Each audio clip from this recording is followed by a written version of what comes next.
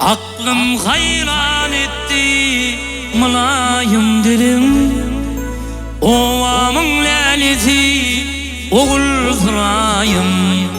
Bilbilim çekyendir barını gülüm, pirilerim şatı oğul sırayım. Bilbilim çekyendir barını gülüm, pirilerim şatı oğul sırayım.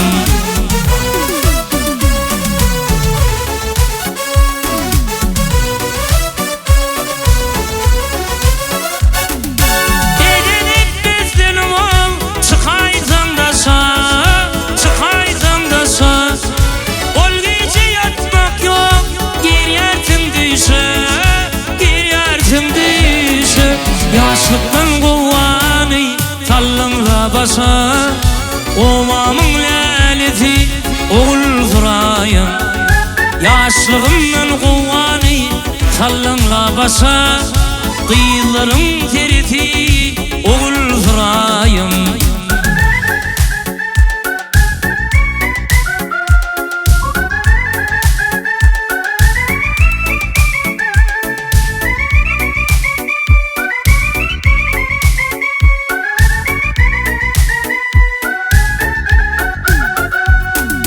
Cemalına aşık men deli divana, bağa girdim alma narın yolmana. Kayıl men kapıyında kulun bolmana, ovamın leleti oğul sırayım.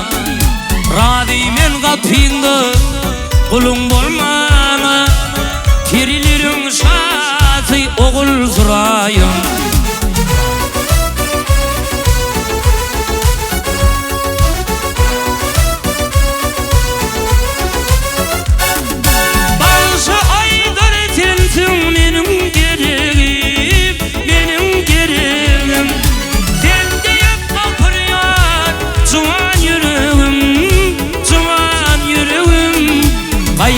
Sattığım tinni minigim, ovamın leleti oğul sırayım.